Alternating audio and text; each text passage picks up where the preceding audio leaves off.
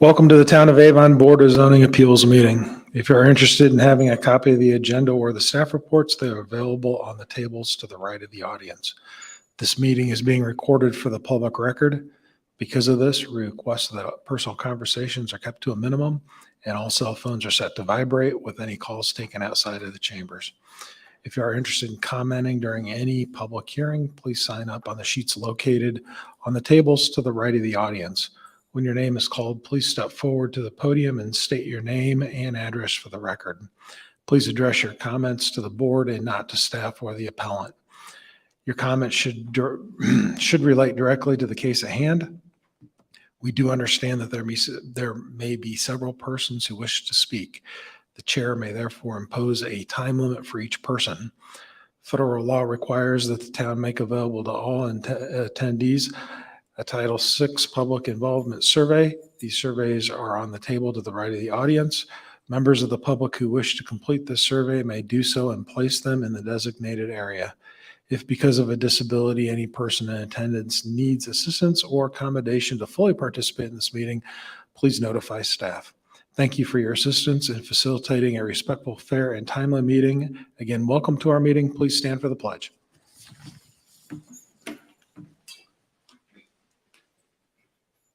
Allegiance to the flag of the United States of America, to the republic for which it stands, one nation, under God, indivisible, with liberty and justice for all.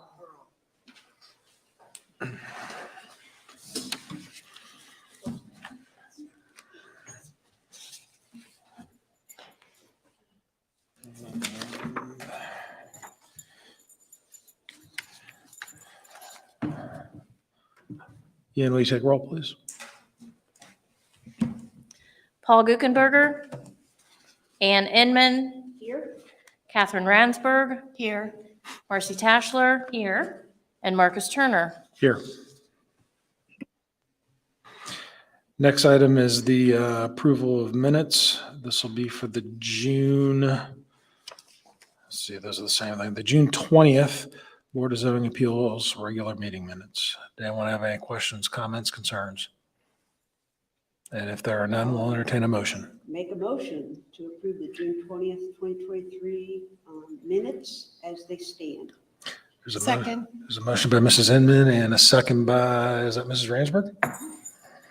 Any discussion? All in favor, say aye. Aye. Anyone opposed? Next item is request for continuances or agenda modifications. Ian? We have none. Okay.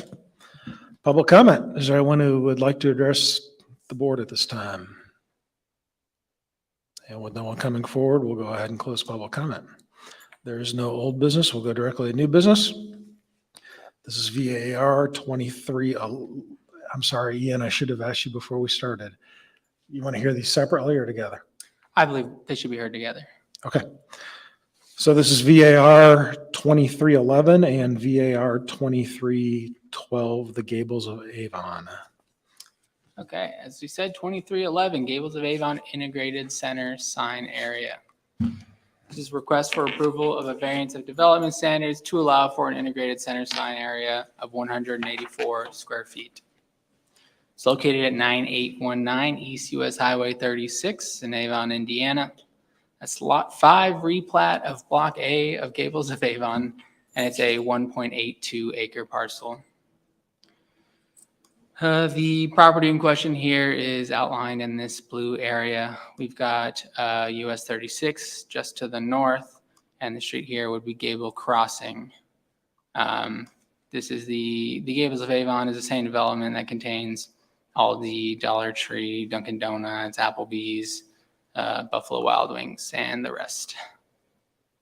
We're meeting here tonight regarding this sign located in the northeast corner of the property here. It's an integrated center sign that serves both this parcel and the parcel below it. We'll get into the sign a little bit more, but for now, we will touch on the history of the parcel of this sign. The sign itself was originally permitted in 2007 under permit 2007416. And at that time, it included a 77.5 square foot sign area. In 2009, VAR 0911 Gables of Avon was granted to allow for a sign area of 130 square feet and a sign height of 24 square feet. The original request at that time was for a 30-foot tall sign with a sign area of 194 square feet.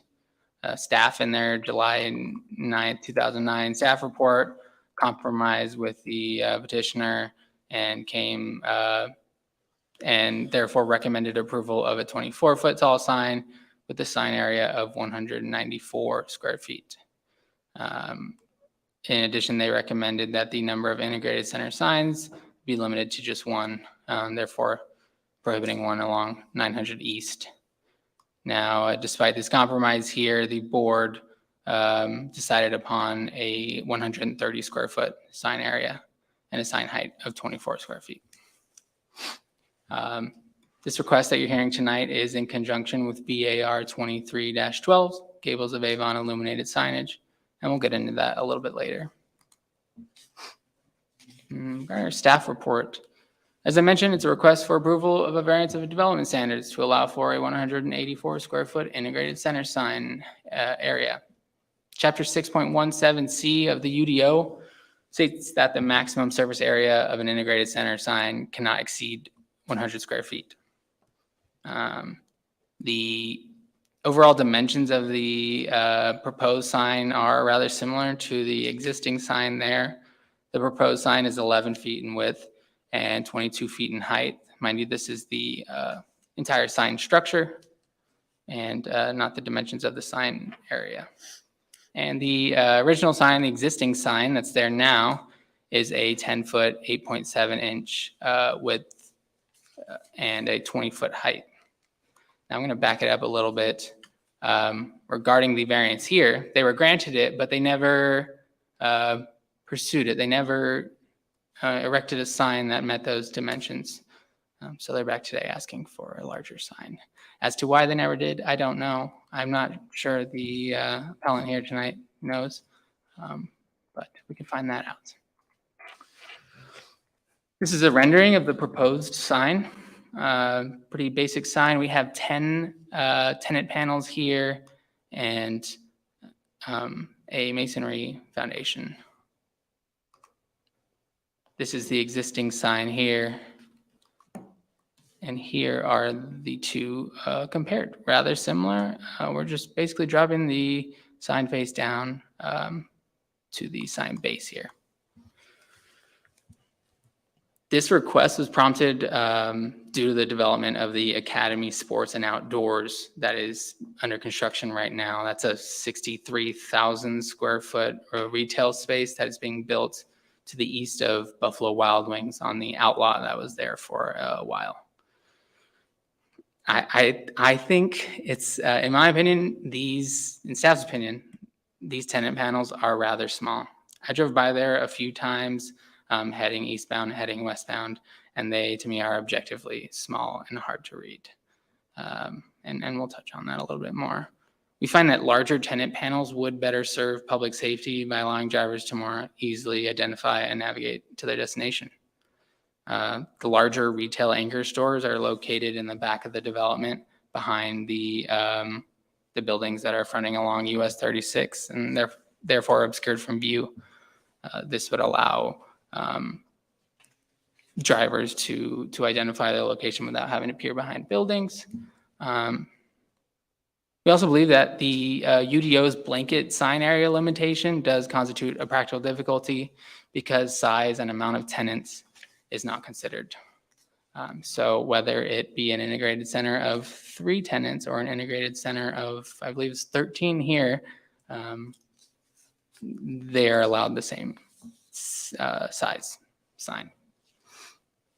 Regarding other standards, it's consistent with all of the rest besides the following variants that we're going to cover. It far exceeds the required sign landscaping. I calculated what would be required for a sign of this size, and it would be 109 square feet of landscaping at the sign base. They have like about 1,000 square feet. So it's quite a bit of landscaping there, and it's intermingled with the parking lot perimeter landscaping, but it's quite a bit. Furthermore, it's well clear of the, what we call the clear sight triangle. Clear sight triangle, for those of you who don't know, would be the area in which you're not allowed to locate certain structures that would obscure the vision of drivers who are intending to make a turn in or out of a development. So whether it be a hedge or a sign, you're not allowed to have something blocking that area. And it's dependent on the classification of the street. So it's well outside of that clear sight triangle, and it does meet the architectural standards because of the masonry base there. For these reasons, staff recommends approval of this variance request, subject to one single condition, and we're going to keep that additional integrated center, no additional integrated center will be permitted for, apologies, no additional integrated center sign will be permitted for this integrated center. So we want to maintain that condition that was tacked on however many years ago that was, just for consistency's sake. With that, I have any questions, unless you want to save your questions until after the next request. No immediate burning questions, then we'll move on. Next up, we have VAR 23-12, Gables of Avon illuminated signage. This is request for approval of a variance of development standards to allow for illuminated signage within 600 feet of a residential district. It's located at the same exact place. We're talking about the same sign here. Here's a little refresher on the location. It has the same history, and again, it's in conjunction with the previous variance request. Chapter 6.16C3 of the UDO states that a sign within 600 feet of a residential district cannot be illuminated unless the sign is visibly obstructed from view from the residential district. I think in my staff report, I wrote that we had 4. When I was looking at it again, we have 5 residential properties that are located within the 600-foot radius, and I'll go over that with you here. It is admittedly hard to see a little bit on the projector here, but the red star here is the location of the proposed sign, and each of these lines indicate a distance to the nearest point of a residential property from this sign. So we have 5 here, the closest being over 200 feet, and the largest being about 560 feet there. Again, these are to the nearest point of the property and not the actual residence itself.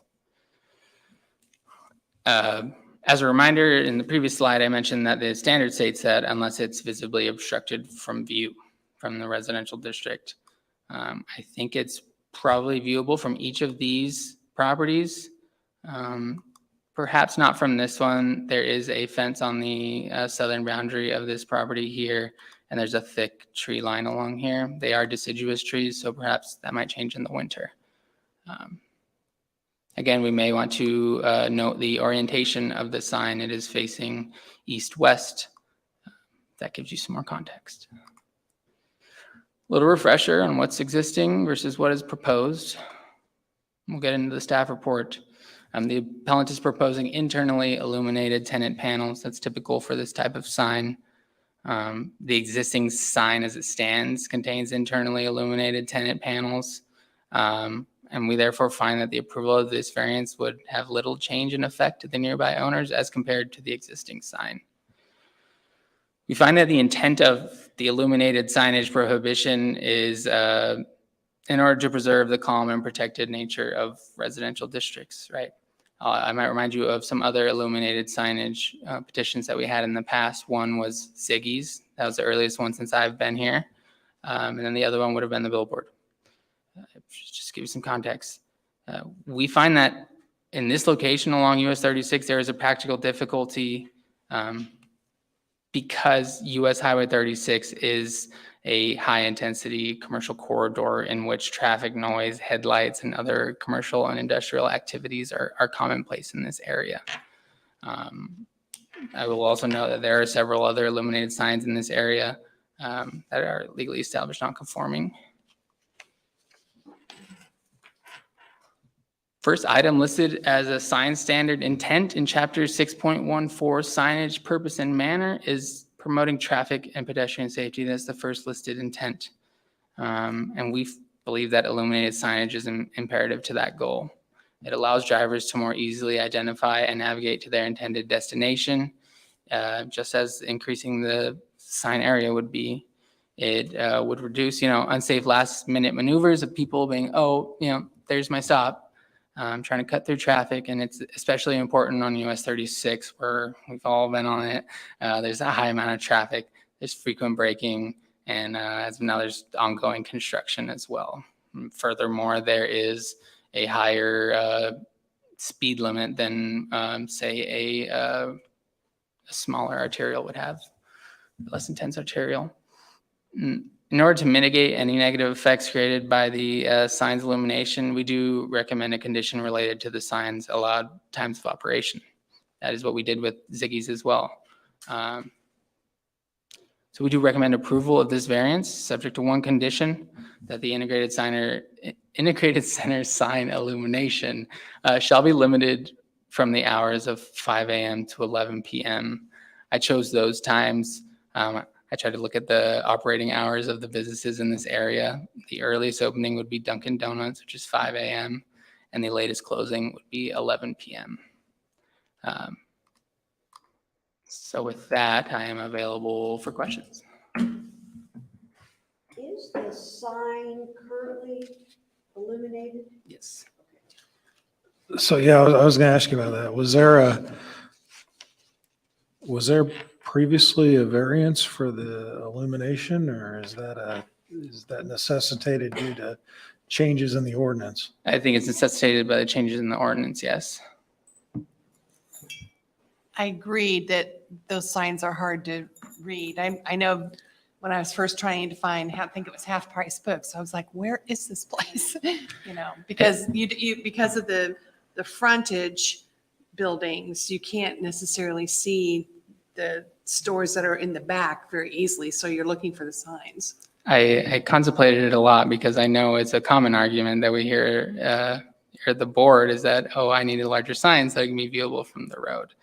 And then I drove by it multiple times. In this case, I find that to be true. Yeah. Any more questions for staff? Then we are ready to hear from the petitioner.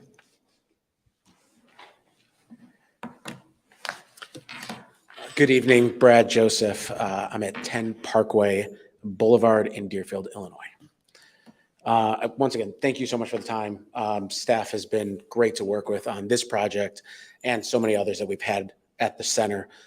My company, Core Avon SC, managed by Core Acquisitions, which I'm a part of, has owned the center for 7 or 8 years, and we've just truly loved. It's one of our favorite properties that we own. Avon is a community that has been incredibly supportive of our businesses. What we love about retail is the long-lasting nature of their businesses. If somebody rents an office space, they can grow out of it and need to move out. What we love about retail is that if you provide a great location with great services and in a great community, that they can be there for a very long time. And as you've seen, before we bought the center, it had just lost Tuesday Morning, just lost Pet Supplies Plus. And in our ownership, we've leased this center up to 100%, and including bringing in a brand new 63,000 square foot building next door and a new tenant in town, which we're really excited about in Academy Sports. And so we want to hold this property long term. We feel the sign is best for the long term, vision of the property, but also, of course, the safety of the public when finding our tenants. So thank you for your time. And we'll go ahead and open up the public hearing. Is there anyone signed up to speak? Technically, you will have to do this twice, one public hearing for each variance request, just as a Okay. reminder. So this will be the public hearing for VAR 2311. And with no one coming forward, we'll go ahead and close that public hearing. And now we will open up the public hearing for VAR 23-12. Would anyone care to speak? And with no one coming forward, we'll close that public hearing. Questions, discussion? one of the things I notice on that sign is the lower your name is down on the list, the more of a disadvantage it's going to be. But that is another reason why the signage needs to be a little bit bigger, Mhm. because you'll lose those businesses driving by without more square footage. Right. And then you got to keep your landscaping Trimmed trimmed up, because it'll vary it too. We agree. I think staff did an excellent job of putting out the reasons why support for this 2 variance requests, why they concur with the 2 requests for variance. I think, to me, this isn't anything that would create a situation that isn't already existing. It's basically just improving on something that's already there. And, I don't know, maybe it's just because I don't see well at night anymore, but I hate driving on 36 at night. It just feels very dark to me. I like the idea of there being more illumination, even if it's from a sign. Question. Mhm. You finished? Sorry. The sign, what? It is. I'll lean forward. Is that better? Is the sign full now? In other words, do we have as many retail? There's no blank panels. Okay, so what would, is there any room for any more retail to go in? And what would happen if, in fact, that happens? Right. At right now, Right now, we're good. we are good. And that sign is designed to accommodate our existing tenants. Okay, what happens is there any room to bring anything else in? And if it does, Mhm. if it is, Mhm. this is kind of a two-parter, then how do you handle something like that? How would you handle? Whole new sign? Ideally, no. Okay. What we've designed is a sign that can be modified later in terms of splitting panels if needed. So we have 4 large panels right now for our largest tenants. Let's just say, hopefully it doesn't happen, one of the tenants were to leave Right, and 2 tenants were to take that 1 tenant space. We would have the ability to modify the existing sign to put 2 panels in the place of 1, okay. not need additional square footage beyond what we're requesting today. What's the most number of panels that you could, that could accommodate? Smaller and smaller. It's unlimited. Okay. Obviously, we would think for the public good, it wouldn't make sense to have too small of a panel, but And so this is showing 10 panels. Is that how many tenants? Is this was just for that's what demonstration purposes, or is this what you're anticipating right now? that is what we're anticipating to build right now. So I was actually on this case back in 2009.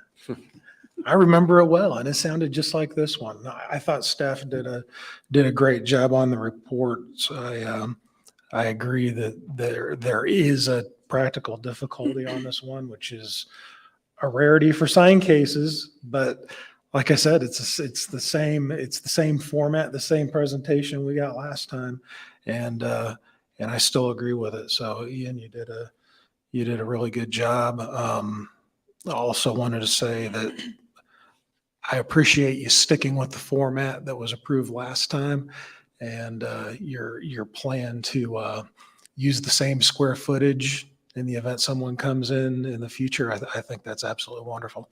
So I'm supportive of both variances in front of us.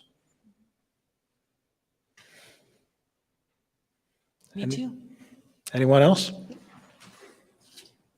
If there's no further discussion, we'll entertain a motion. We'll start with VAR 23-11. I move that we approve VAR 23-11, a variance of development standards to allow for 184 square feet of integrated center sign area, since it has satisfied all the requirements for special exceptions under state law and subject to the approved findings of fact.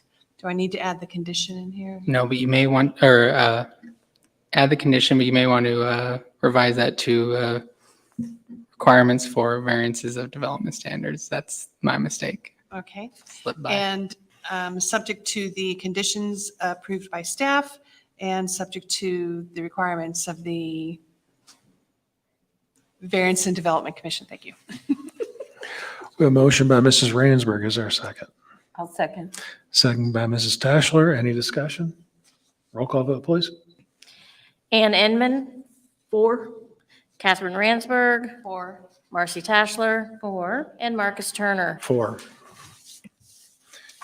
And next we'll entertain a motion on VAR 23-12. I move that we approve VAR 23-12, a variance of development standards to allow for illuminated signage within 600 feet of a residential district, since it has satisfied all the requirements for special exceptions under state law and subject to the approved findings of fact, the conditions set forward by staff, and approval from the Variance and Development Commission. We have Second. a motion by Mrs. Ransberg and a second by Mrs. Inman. Any discussion? Roll call vote, please. Ann Inman. 4. Catherine Ransberg. Or, Marcy Tashler. 4. And Marcus Turner. 4.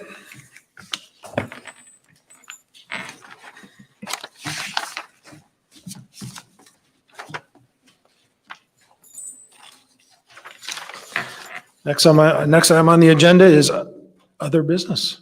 Ian, you got anything for us? I've got nothing. Well, there is a findings of fact on your table.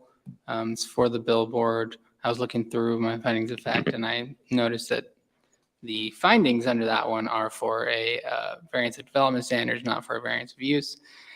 So I've revised it and I'd like you guys to sign it today if you don't mind. Okay, we will pass all these down the table here in just a minute. And that's all I got for you. And with nothing else, we are adjourned. Wait Thank one you. second, sorry. Yes, sorry. Before we close, I just want to personally thank Mitchell Ray for serving as one of our attorneys for the last 8 years for the town of Avon. Tonight is his last Board of Zoning Appeals meeting for the town. He is moving away and is leaving us. So I just want to personally thank him for his assistance since I've been here the last 4.5 years. I don't recall there ever being a request for approval to move being presented to us. Where are you headed? Cincinnati. Oh, please don't tell me you're a Bengals fan. I'm not. Don't. We're just renting it first, but close to the downtown area and then start the fun housing Do you market. have kids in school? No. Does your current firm have a, or Maybe you not. switch, I'll be you're, working for a different firm. you flew the coop? Yep. Dan's going to be hard pressed to replace you. I It's know. bittersweet. I'm looking forward to it, but I really enjoyed my time here and working with all of you. And You've done a good job. this is a great board to use as an example for other municipalities. You guys do a very good job adjudicating the cases and you have high standards and it's been fun to prepare for these meetings and guide you along the best I can. Well, thank you. Thank you very much. Congratulations, Mitchell, and thank you. Good town. Send us some chili. Skyline chili and what else? Wishes. What else? Ice cream? What are they? Gravers. Yeah. Yeah. Well, you're close. As Dolores- long as you don't Dolores- switch teams, you're Dolores okay. Pizza. I will do that. Jeff Ruby's, good steaks. Yeah. Yeah, it's a good town. I think it's similar to Indy, maybe a little smaller. It is. It's smaller, isn't it? It's not as organized as it is. Yeah. It's very hard to find your way around. Yeah, that's true. Streets are kind of weird, aren't they? Yeah. Well, good luck to you. We'll miss you. But you're close enough to come back. I am. Hour and a half or whatever, Yep. so no Easy excuses. drive and all my family's here, so Good. I'll be around. You're also close enough where we can track you down if we have Yeah. hard questions. He's been secretly filming us all this time, so when he said we were a good example, check your IG accounts, right, or something. You're leaving some pretty big shoes to fill. Congratulations, we're happy for you. Thank you. I appreciate Well, it. we have, what's her, Anna? What's her name? Yeah, Anna will be Anna. helping out. You'll probably get, I'll probably be in flux for a little bit. You'll probably get a little bit of Dan Taylor. Maybe some Kent Manette will come back. And then all of that will be training Anna too. And then eventually, kind of like I did, maybe she can take over in a couple of years. Yeah, But you'll be in good hands. good. All right, okay, And on that, we are adjourned. Thank you. all right.